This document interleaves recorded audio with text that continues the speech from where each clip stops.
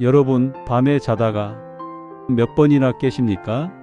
사실 이 질문 하나로 지금 여러분의 건강 상태를 거의 정확하게 예측할 수 있습니다. 최근 연구에 따르면 밤중에 2번 이상 깨는 사람은 그렇지 않은 사람보다 노화 속도가 무려 1.7배 빠르게 진행됩니다. 그냥 잠이 얕아서 그렇겠지 하고 넘겼던 그 깨어남이 사실은 몸 안에서 켜진 조용한 경고등일지도 모릅니다. 본격적으로 이야기하기 전에 지금 잠깐 스스로 체크해 보세요. 밤에 2번 이상 깬다. 아침에 개운하지 않고 몸이 무겁다. 낮에 졸리고 집중이 잘 안 된다. 새벽 화장실이 당연하다고 생각한다. 이 중 하나라도 해당된다면 오늘 내용은 반드시 끝까지 들으셔야 합니다. 지금부터 드릴 이야기 속에 정확한 원인과 해결 방향이 모두 들어 있습니다. 저는 30년 넘게 시니어 건강을 진료해 온 내과 전문의 정우진 박사입니다. 진료실에서 어르신들을 뵐 때마다 가장 먼저 묻는 질문이 있습니다. 어젯밤엔 몇 번이나 깨셨나요? 그 이유는 간단합니다. 건강한 몸은 밤새 단 한 번도 깨지 않습니다. 자다가 깬다는 것은 이미 잠의 깊이가 무너졌고 뇌와 심장, 혈관이 모두 회복을 놓치고 있다는 의미입니다. 그래서 이 이야기를 절대 가볍게 들으시면 안 됩니다. 여러분이 함께해 주시는 저희 채널 100세 건강 라운지에서는 어르신의 건강 수명을 늘리는 데 필요한 정보를 가장 쉽고 정확하게 전달해 드리고 있습니다. 혹시 아직 구독과 좋아요를 누르지 않으셨다면 지금 살짝 눌러주세요. 여러분의 클릭 한 번이 앞으로의 10년 건강을 지켜주는 작은 보험이 됩니다. 잠을 방해하는 야간뇨는 단순한 생활 불편이 아닙니다. 방광의 변화, 수면 리듬의 붕괴, 호르몬 감소, 심장의 과활성까지 몸 전체가 보내는 복합적인 위험 신호입니다. 오늘 제가 준비한 10가지 핵심 이야기를 따라가다 보면 왜 이 작은 증상이 당신의 몸을 무너뜨리는지 그리고 어떻게 되돌릴 수 있는지가 명확하게 보이실 겁니다. 이 영상 하나가 여러분의 밤을 바꾸고 내일을 다시 건강하게 만드는 출발점이 되기를 바랍니다. 야간뇨가 왜 중요한지를 이해했다면 이제 다음 단계로 넘어가 보겠습니다. 저는 환자분들을 만날 때 항상 이렇게 말씀드립니다. 자는 동안 깨지 않는 것, 이것이 건강의 핵심 지표입니다. 많은 분들이 그래도 한두 번은 당연한 거 아닌가요? 라고 되묻지만 의학적으로는 그렇지 않습니다. 건강한 몸은 밤새 소변을 거의 만들지 않고 아침에 한 번 가는 것이 가장 이상적인 패턴입니다. 그런데 이 균형이 무너질 때 몸은 신호를 보냅니다. 지나치게 이른 소변 신호, 자주 깨어남, 아침 피로감 같은 작은 변화들이 바로 그 신호입니다.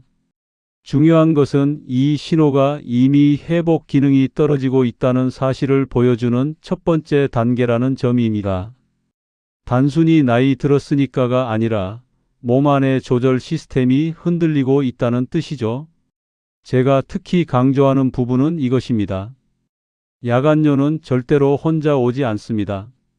잠이 자주 깨기 시작하면 그 순간부터 호르몬 분비가 무너지고 심장은 편히 쉬지 못하며 뇌는 깊은 잠에 들어가지 못합니다. 그 결과 다음날 머리가 무겁고 기억력이 떨어지고 쉽게 짜증이 나고 오후만 되면 기운이 빠지는 변화가 찾아옵니다. 많은 어르신들이 이 변화를 노화라고 생각하지만 실제로는 밤에 깨는 것이 만든 연쇄 효과입니다. 이쯤에서 자연스럽게 이런 질문이 떠오릅니다. 그렇다면 도대체 왜 나이가 들수록 더 자주 깨게 되는 걸까? 이 질문은 매우 중요합니다. 이유를 알아야 해결이 가능하기 때문입니다. 다음 부분에서는 나이 들수록 야간뇨가 심해지는 원인인 방광의 변화, 수면의 변화, 심장의 변화, 호르몬의 변화 이 4가지를 하나씩 정확하게 풀어드리겠습니다. 이 구조를 이해하는 순간 밤에 자꾸 깨는 이유가 훨씬 명확하게 보일 것입니다. 이제 많은 어르신들이 궁금해하시는 핵심 질문에 대해 이야기해 보겠습니다. 왜 나이가 들수록 밤에 더 자주 깨게 되는 걸까? 이 질문은 야간뇨를 정확히 이해하는 데 가장 중요한 지점입니다. 원인을 알면 해결은 훨씬 쉬워지기 때문입니다. 첫 번째 변화는 방광 용적의 감소입니다. 젊었을 때는 300cc 정도 차야 소변이 마렵지만 60대 이후에는 200cc만 돼도 급하게 느껴집니다. 쉽게 말해 컵의 크기가 작아진 것입니다. 같은 양이 차더라도 훨씬 빨리 신호가 와서 잠에서 깨게 되는 것이죠. 두 번째는 방광의 민감도 증가입니다.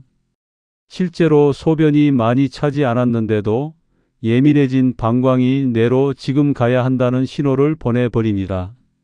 그래서 어르신들이 가기만 하면 몇 방울 나오는데 왜 자꾸 마려운지 모르겠다고 말씀하시는 겁니다. 양이 문제가 아니라 반응이 지나치게 민감해진 상태입니다. 세 번째는 수면의 깊이 변화입니다.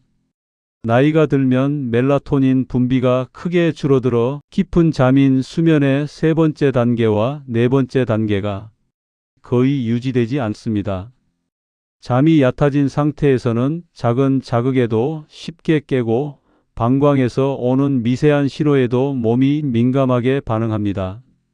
결국 얕은 잠에서 깨어나고 다시 더 얕은 잠을 자고 다시 더 잘 깨게 되는 악순환이 생깁니다. 네 번째는 심장 박동의 변화입니다. 깊은 잠에서는 심장이 느리게 뛰어야 하지만 중간에 자꾸 깨어나는 어르신들은 심장이 밤새 깨어있는 속도로 움직입니다. 심장이 빨리 뛰면 이뇨 호르몬이 증가해 소변이 더 만들어지고 결국 다시 깨는 일이 반복됩니다. 수면, 심장, 방광이 서로 영향을 주며 악순환을 만드는 구조입니다. 이 네 가지는 모두 자연스러운 노화 과정처럼 보이지만 사실은 우리가 충분히 조절하고 개선할 수 있는 부분입니다. 이제 원인을 이해하셨으니 이 문제가 단순한 불편을 넘어 왜 어르신들에게 큰 위험이 되는지 살펴볼 차례입니다. 이 다음 내용을 들으면 야간뇨를 절대로 가볍게 넘길 수 없다는 이유가 분명히 보이실 겁니다. 이제 왜 야간뇨가 어르신들에게 절대 가볍게 넘길 수 없는 문제인지 말씀드리겠습니다. 많은 분들이 그냥 불편해서 그렇지 큰 문제는 아니잖아? 라고 생각하시지만 실제로는 그 반대입니다. 야간뇨는 어르신들의 안전과 생명에 직접 연결되는 위험 요소입니다. 가장 먼저 걱정되는 것은 낙상 위험입니다.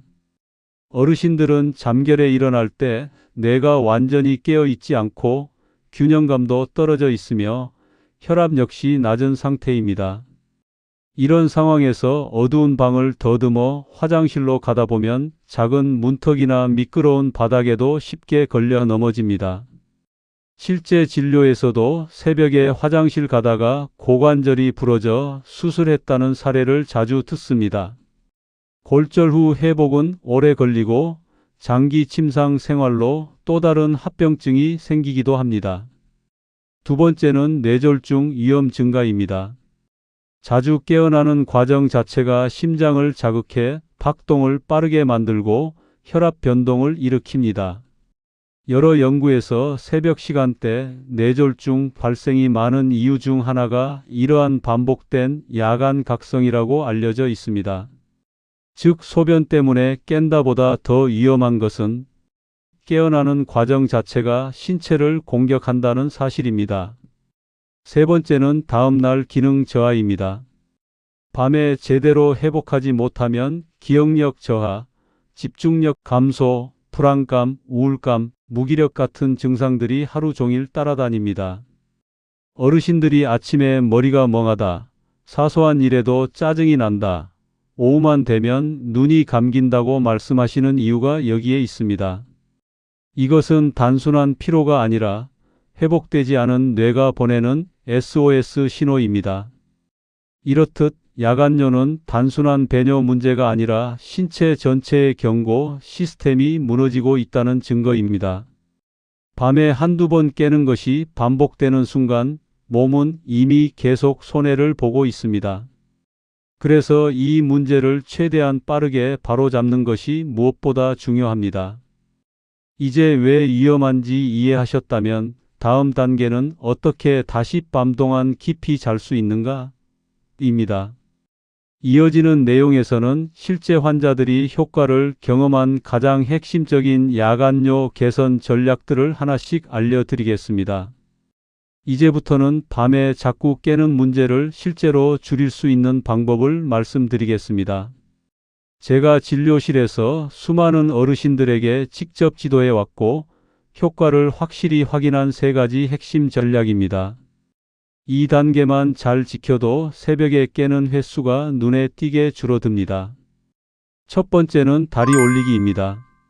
많은 어르신들이 저녁에 물도 거의 안 마시는데 왜 밤에만 소변이 많을까요? 라고 묻습니다. 이유는 낮 동안 다리에 고여있던 부종물이 밤에 누우면서 몸 중앙으로 이동해 소변으로 바뀌기 때문입니다. 그래서 잠들기 한두 시간 전 편하게 소파나 침대에 누워 다리를 심장보다 조금 높게 올려놓는 것이 중요합니다. 이렇게 하면 미리 소변이 만들어져 취침 전에 한 번에 배출할 수 있어 밤중 각성이 크게 줄어듭니다. 두 번째는 케겔 운동입니다. 케겔은 복잡하지 않습니다. 앉아 있거나 쉬는 동안 조용히 항문을 3초에서 5초 오므렸다가 천천히 풀어주는 것입니다. 이 운동이 중요한 이유는 방광과 요도를 지지하는 근육들을 강화해 소변을 더 오래 버티는 힘을 만들어주기 때문입니다. 꾸준히 하면 전에 비해 한 번은 더 참을 수 있다는 변화를 대부분 느끼십니다.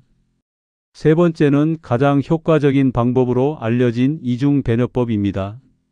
평소처럼 소변을 본 뒤 잠시 멈춰 몸을 앞으로 살짝 숙이거나 아랫배를 부드럽게 눌러 남아있는 잔뇨를 더 배출해주는 방법입니다.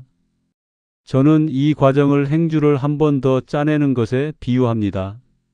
잔뇨가 줄면 방광이 밤새 차는 속도가 늦어져 깰 이유 자체가 줄어듭니다. 이 3가지는 누구나 집에서 쉽게 실천할 수 있으면서도 실제로 수면의 질을 직접적으로 높여주는 가장 강력한 기본 전략입니다. 방광을 잘 비운 상태에서 잠을 시작하면 깊은 잠에 도달하는 시간이 빨라지고 그 깊이를 유지하는 시간도 길어집니다. 이제 방광을 비우는 방법을 익히셨다면 다음으로 중요한 단계가 있습니다. 바로 야간뇨를 악화시키는 생활 습관을 제거하는 것입니다.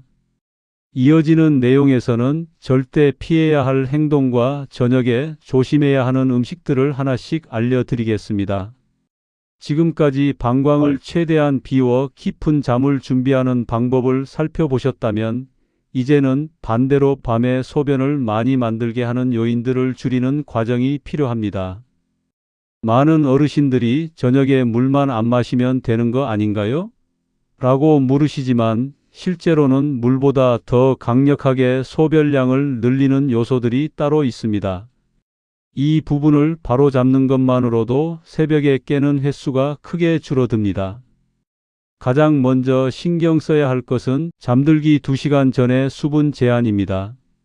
물뿐 아니라 따뜻한 차, 국물 음식, 심지어 과일까지 모두 수분으로 취급하셔야 합니다. 어르신들이 저녁 식사 후 드시는 과일 한 접시가 밤에 2번 이상 깨는 원인이 되는 경우도 흔합니다. 특히 수분이 많은 채소인 브로콜리, 양배추, 오이 같은 식재료는 저녁에 양을 줄이는 것이 좋습니다. 다음으로 중요한 것은 카페인 차단입니다. 커피뿐 아니라 녹차, 홍차, 콜라, 에너지 음료에도 카페인이 들어 있습니다. 카페인은 심장을 자극해 박동을 빠르게 만들고 이 과정에서 이뇨 호르몬이 증가해 소변이 많이 만들어집니다. 오후 3시 이후에는 가능하면 모든 카페인을 피하시는 것이 좋습니다. 커피만 마시면 바로 화장실 가요라는 분들은 특히 조심하셔야 합니다. 또 하나 중요한 것은 짠 음식과 매운 음식입니다. 짠 음식을 먹으면 갈증이 생겨 결국 물을 마시게 되고 그 물이 바로 소변으로 빠져나오면서 밤에 소변량을 크게 늘립니다. 매운 음식도 비슷한 원리로 수분 섭취를 증가시키기 때문에 저녁 식사에서는 최대한 피하는 것이 좋습니다. 저녁에 과식하는 것도 좋지 않습니다. 과식하면 교감신경이 활성화되어 잠이 얕아지고 잠이 얕아지면 작은 자극에도 쉽게 깨게 됩니다.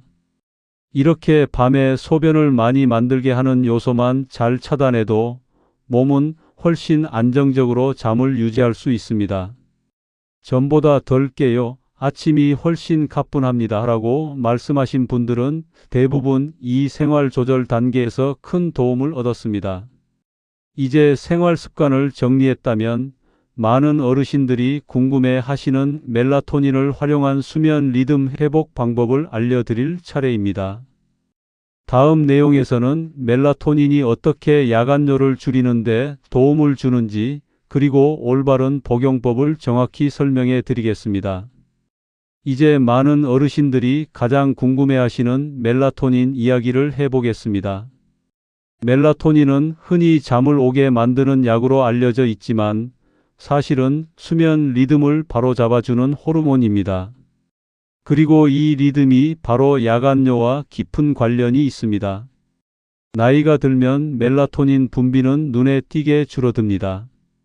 50대가 되면 젊을 때의 절반 이하, 70대가 되면 30% 수준밖에 나오지 않습니다. 멜라토닌이 부족해지면 잠은 들었어도 깊은 잠으로 유지되지 못하고 작은 자극에도 쉽게 깨어나게 됩니다. 이때 방광에서 오는 미세한 신호조차 몸이 크게 받아들여 깨어나는 악순환이 반복됩니다. 실제로 많이 차지도 않았는데 자꾸 마려워요라는 분들은 대부분 깊은 잠 부족이 원인입니다. 멜라토닌을 복용한 어르신들에게서 자주 듣는 말이 있습니다. 새벽에 깨던 게 한 번 줄었어요. 예전보다 덜 민감하게 반응해요. 멜라토닌이 직접 방광을 고치는 것은 아니지만 몸이 깊은 잠을 유지하면서 소변 신호에 덜 흔들리는 상태를 만들어 줍니다. 즉, 자극을 받아도 쉽게 깨지 않는 몸을 만드는 것이죠.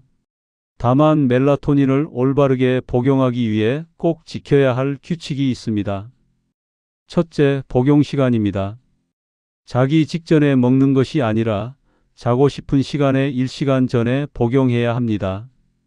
그래야 우리 몸이 자연스럽게 수면 모드로 넘어가며 리듬이 조정됩니다.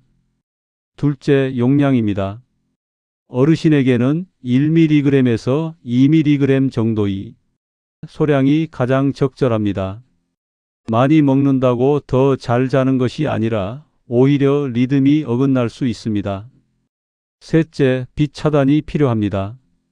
멜라토닌은 어두울 때 분비되는 호르몬이기 때문에 복용 후 밝은 조명 아래에 있으면 효과가 거의 나타나지 않습니다.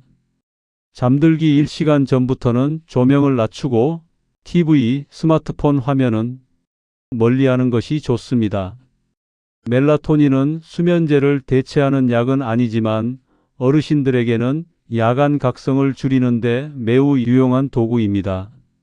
깊은 잠이 늘어나면 방광, 심장, 뇌가 모두 안정되며 밤 동안 깨는 횟수도 자연스럽게 줄어듭니다. 이제 멜라토닌까지 이해하셨다면 다음으로는 지금까지 말씀드린 내용을 하나로 묶어 실제 환자분들이 가장 큰 효과를 경험한 야간뇨 개선 루틴 완성본을 알려드리겠습니다. 많은 어르신들이 선생님, 뭐부터 어떻게 시작해야 해요? 라고 물으시는데 사실 어렵지 않습니다. 순서만 지키면 몸은 생각보다 빠르게 반응합니다. 먼저 저녁 시간대의 조절입니다. 잠들기 2시간 전부터는 모든 수분 섭취를 최소화합니다. 물, 차, 국물 음식, 과일, 수분 많은 채소까지 모두 포함됩니다. 오후 3시 이후에는 카페인을 피하고 저녁 식사는 자극적이지 않게 가볍게 드시는 것이 좋습니다. 이 작은 변화만으로도 밤에 만들어지는 소변량이 크게 줄어듭니다. 둘째는 방광 비우기 단계입니다. 잠들기 한두 시간 전 편하게 누워 다리를 약간 높여 두어 낮 동안 쌓인 부종을 미리 제거합니다. 그리고 잠자리에 들기 직전에는 평소처럼 소변을 본 뒤 몸을 앞으로 살짝 숙이거나 아랫배를 부드럽게 눌러 잔뇨를 배출하는 이중 배뇨를 실천합니다. 이 과정은 방광이 밤새 찰 속도를 현저히 늦추어 새벽 각성 원인을 줄여줍니다. 셋째는 수면 준비 단계입니다. 잠자기 1시간 전에 1mg에서 2mg의 멜라토닌을 복용하고 복용 즉시 집안의 조명을 낮춥니다. TV, 스마트폰 화면은 가능한 멀리하고 몸이 이제 하루를 마무리한다는 신호를 받을 수 있도록 환경을 만들어주는 것이 중요합니다. 이렇게 하면 깊은 잠에 도달하는 속도가 빨라집니다. 마지막으로는 수면 환경 관리입니다. 방 안을 지나치게 어둡게 하기보다 안전한 이동을 위해 은은한 취침 등을 켜두는 것이 좋습니다. 특히 화장실까지 가는 동선의 작은 문턱이나 미끄러운 매트는 반드시 치워야 합니다. 많은 어르신들이 이 간단한 정리만으로도 낙상 위험을 크게 줄였습니다. 이 네 가지 과정을 매일 꾸준히 실천하면 대부분의 어르신들이 1주에서 2주 내에 새벽에 한 번 덜 깨요, 아침 몸이 가벼워요라는 변화를 경험합니다. 핵심은 완벽함이 아니라 반복입니다. 몸은 꾸준함에 가장 빠르게 반응합니다. 이제 생활 습관과 수면 리듬까지 모두 바로 잡았다면 마지막으로 중요한 부분이 남아 있습니다. 바로 야간뇨가 특정 질병에서 비롯된 경우입니다. 다음 내용에서는 생활 개선만으로 해결되지 않는 야간뇨의 원인을 정확하게 짚어드리겠습니다. 지금까지의 내용을 성실하게 따라 하셨다면 대부분의 야간뇨는 어느 정도 개선됩니다. 하지만 모든 경우가 생활 습관만으로 해결되지는 않습니다. 어떤 어르신들은 다 해봤는데도 여전히 깨요라고 이야기하십니다. 이런 경우에는 몸 안에 특정 질환이 야간뇨를 만들고 있을 가능성을 반드시 점검해야 합니다. 우선 남성에게 가장 흔한 원인은 전립선 문제입니다. 전립선이 커지면 요도가 눌려 소변이 시원하게 나오지 않고 그 결과 잔뇨가 남게 됩니다. 잔뇨가 많으면 방광은 조금만 차도 민감하게 반응해 자꾸 신호를 보냅니다. 줄기가 약해요, 보고 나도 개운하지 않아요 라고 느끼신다면 전립선 검사는 필수입니다. 여성에게는 요실금과 골반저 근육 약화가 흔한 원인입니다. 나이가 들면 방광과 요도를 지지하던 근육들이 약해지면서 급박뇨가 쉽게 나타납니다. 특히 출산 경험이 있는 분일수록 이러한 변화가 두드러집니다. 이 경우에는 케겔 운동이 가장 좋은 기본 치료가 됩니다. 꾸준히 하면 누수가 줄고 방광을 지지하는 힘도 분명히 좋아집니다.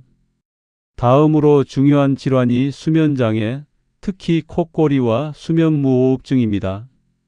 밤중에 반복적으로 숨이 막히는 분들은 뇌가 계속 깨어나기 때문에 그 깨어남 자체가 심장을 자극하고 이뇨 호르몬을 증가시킵니다.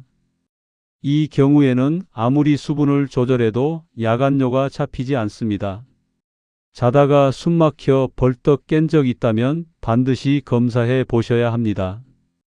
또 하나 놓치기 쉬운 원인이 심장과 신장 기능의 변화입니다. 심장이 약해지면 다리에 부종이 생기고 누웠을 때 이 수분이 혈관으로 이동하며 소변으로 전환됩니다. 신장 기능이 떨어지면 소변 농축 능력이 감소해 밤에 더 많은 양이 만들어집니다. 저녁엔 괜찮은데 자는 동안에만 소변이 많아요라는 패턴은 이 문제를 의심할 수 있습니다. 즉, 야간뇨는 단순한 생활 문제를 넘어 몸 전체가 보내는 조용한 위험 신호일 수 있습니다. 생활 개선을 했는데도 나아지지 않는다면 반드시 전문의와 상담해 정확한 원인을 확인해야 합니다. 그래야 가장 효과적인 치료 방향을 잡을 수 있습니다. 이제 마지막으로 그동안 말씀드린 내용을 바탕으로 어르신들이 오늘부터 바로 시작할 수 있는 야간요 관리의 최종 정리를 알려드리겠습니다. 이제 야간요에 대해 꼭 알아야 할 중요한 내용들을 모두 살펴보았습니다. 많은 어르신들이 나이 들면 밤에 깨는 건 당연한 거 아닌가요? 라고 말씀하시지만 실제로는 그렇지 않습니다. 야간요는 몸이 보내는 분명한 신호이며 이 신호를 정확히 이해하고 바로잡으면 잠의 깊이와 회복력은 다시 되살아납니다. 오늘의 내용을 정리해보면 이렇습니다. 첫째, 야간요의 원인은 방광 용적 감소, 민감도 증가, 수면의 얕아짐, 호르몬과 심장 박동 변화 등 전신적인 조절 시스템의 흔들림에서 시작됩니다. 둘째, 이 문제는 단순한 불편을 넘어 낙상, 뇌졸중, 기억력 저하, 일상 기능 저하로 이어질 수 있기 때문에 절대 가볍게 넘길 수 없습니다. 셋째, 생활 습관만 바꿔도 개선 폭이 매우 크다는 점입니다. 잠들기 전 다리 올리기, 케겔 운동, 이중 배뇨법, 저녁 수분, 카페인, 짠 음식 조절은 그 자체로 강력한 치료가 됩니다. 넷째, 수면의 깊이를 회복하기 위한 멜라토닌의 활용 역시 많은 어르신에게 도움이 될 수 있습니다. 무엇보다 중요한 것은 꾸준함입니다. 하루나 이틀로 변화가 느껴지지 않을 수 있지만 1주에서 2주만 성실히 실천하시면 대부분 새벽에 한 번 덜 깨요. 아침에 머리가 맑아요. 낮 동안 덜 피곤해요. 라는 변화를 직접 체감하십니다. 몸은 회복 능력을 잃은 것이 아니라 제대로 쉬지 못하고 있었을 뿐입니다. 또 한 가지 꼭 드리고 싶은 말씀은 혼자 끙끙 앓지 마시라는 점입니다. 생활 습관을 바꿨는데도 호전이 없다면 전립선 비대증, 요실금, 수면무호흡증, 심장, 신장 질환 등 정확한 원인을 검사해야 합니다. 조기에 진단하고 관리할수록 회복이 훨씬 빠릅니다. 오늘 제 이야기가 여러분의 밤을 다시 편안하게 만들고 내일을 더 건강하게 시작할 수 있는 작은 전환점이 되길 바랍니다. 그리고 여러분이 사랑해 주시는 100세 건강 라운지는 앞으로도 어르신의 건강 수명을 지키기 위한 가장 신뢰로운 정보를 계속 전해드릴 것입니다. 혹시 이 내용이 도움이 되셨다면 구독과 좋아요, 그리고 주변의 가족 지인에게 공유도 부탁드립니다. 여러분의 작은 클릭 하나가 누군가의 인생을 바꾸는 큰 힘이 될 수 있습니다. 감사합니다.